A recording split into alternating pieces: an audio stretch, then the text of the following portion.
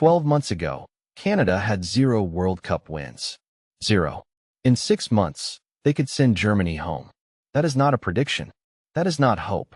That is the data talking, and the data says something most fans have never considered.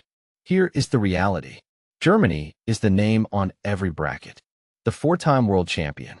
The tournament giant with 4 stars on the badge and decades of dominance. But the numbers do not lie. 2018, bottom of their group. Lost to Mexico, lost to South Korea, out in the first round for the first time since 1938. Then 2022, same story. They beat Costa Rica 4-2, but Japan's win over Spain sent them home anyway. 2 World Cups, 2 group stage exits, 0 knockout games. The Germany that crushed Brazil 7-1 in 2014 is gone. What remains is vulnerable. Which brings us to the team building in the shadows. Canada. You hear the name and think happy to be there. The small team. The 36-year wait for a single World Cup. The team that lost all 3 games in 2022. That is what everyone thinks. But here is what actually happened in Qatar. Canada opened against Belgium, ranked number 2 in the world. 22 shots, 9 on target. A penalty in the first half saved by Thibaut Courtois, arguably the best goalkeeper on the planet. Canada dominated possession, created chance after chance, and still lost 1-0 on a single counterattack. Belgium did not beat Canada that day. Canada beat themselves. Then Croatia. Alphonso Davies scored in the 2nd minute, Canada's first ever World Cup goal. The stadium erupted. For 12 minutes, Canada was winning a World Cup match for the first time in history. But Croatia, the eventual semi-finalist, fought back. For 1. But Canada never hid. They kept pushing, kept creating. Then Morocco. Canada needed a result. Adiba Hutchinson, 40 years old, hit the crossbar in the 70th minute. Goal line technology ruled it no goal. Inches away from Canada's first ever World Cup point. The match finished 1-2. Canada went home with 0 points and 3 losses. Everyone laughed. But nobody asked the question that actually matters. What happens when that team gets 4 more years of growth? Number 5, the Alphonso Davies factor. His story is one of the most remarkable in all of sports. He was born in Buduburum, a refugee camp in Ghana. His parents fled Liberia during the Second Civil War, carrying nothing but hope. He spent his early years in a camp where a rolled-up sock was his first soccer ball. When he was 5, his family resettled in Canada. By 15, he was playing for the Vancouver Whitecaps. By 17, he debuted for the national team. By 18, Bayern Munich signed him for a fee that broke MLS records. By 20, he was the best left back in the world. 3 straight Bundesliga Best Left Back awards, a Champions League title, and the fastest recorded sprint speed in the entire league. Now here is the part most fans miss. Canada does not use him as a left back. Jesse Marsch deploys him as a weapon, left wing, central midfield, roaming attacker.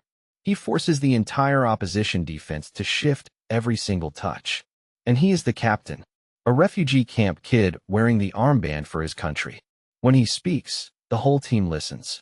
Number 4, Jonathan David, the silent scorer. He was born in Brooklyn, New York, but chose Canada. Now he is their all-time leading men's scorer, 39 goals in 76 appearances. Last season at Lille, he scored 16 goals in Ligue 1 and 7 more in the Champions League. He scored against Real Madrid, the defending champions, ending their 14-match unbeaten streak. He scored against Juventus. He scored against Liverpool. He scored against Atletico Madrid. Teams worth over $1 billion, and a quiet kid from Brooklyn punished all of them. He just moved to Juventus in Serie A, but by June 2026, he will arrive at the World Cup as the most dangerous striker Canada has ever produced. And he is not even the only one. Tajon Buchanan, Silly Larin, they add depth that Canada simply did not have in 2022. Number 3, home advantage, the real kind. Canada is a co-host in 2026 alongside the United States and Mexico. But here's the difference. Canada has never hosted a senior men's World Cup. Their fans have been locked outside for 38 years. Toronto, Vancouver, these cities will be absolutely electric. Every Canada match will feel like a final. And when you are the underdog playing in front of a crowd that has been waiting since 1986, that is not just home advantage. That is a weapon that cannot be bought. Here is a question for you. Do you think Canada can actually finish above Germany in the group? I want to hear your take. Drop it in the comments right now. Number 2. Germany's weakness is real, and it is not going anywhere. 2 consecutive group exits. No quarterfinal since 2016. Thomas Muller retired from international football after 2022. Manuel Neuer, their captain, is gone. Ilkay Gundogan is past 33. Antonio Rudiger will be 33 by the tournament. The new generation, Jamal Musiala, Florian Wirtz, Kai Havertz, are incredibly talented, but they have not proven they can carry a tournament team on their own. And here is the scary part for Germany fans. Nobody saw the 2018 and 2022 exits coming either. Both times, everyone assumed Germany would advance. Both times, they went home early.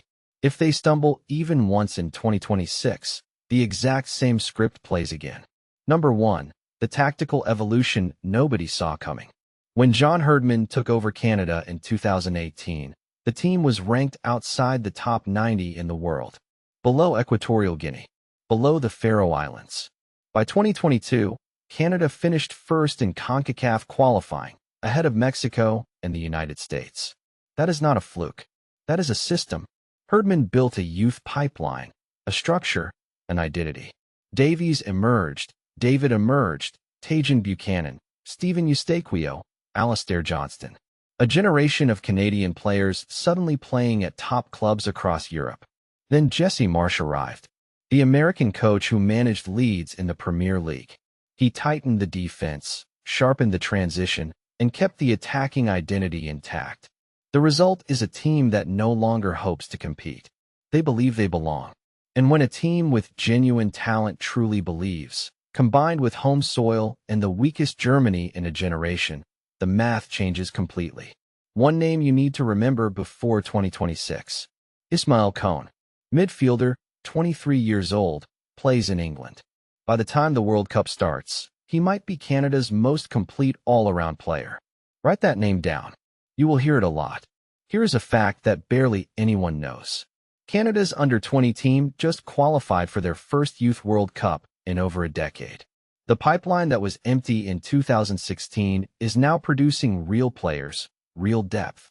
That depth is the difference between a team that won 0 games in 2022 and a team that can top their group in 2026. So when you look at Germany, the name, the 4 stars, the history, remember this. The giant is vulnerable. The evidence is there, written across 2 consecutive World Cup failures. And the team building quietly in the shadows, the one nobody is watching, the one with the refugee camp kid and the silent scorer, and the home crowd that has waited 40 years, they are not hoping to compete. They are planning to win the group. But there is one team that even Canada should fear. A team nobody is talking about that could shock everyone in 2026. And we will break down exactly why in the next video.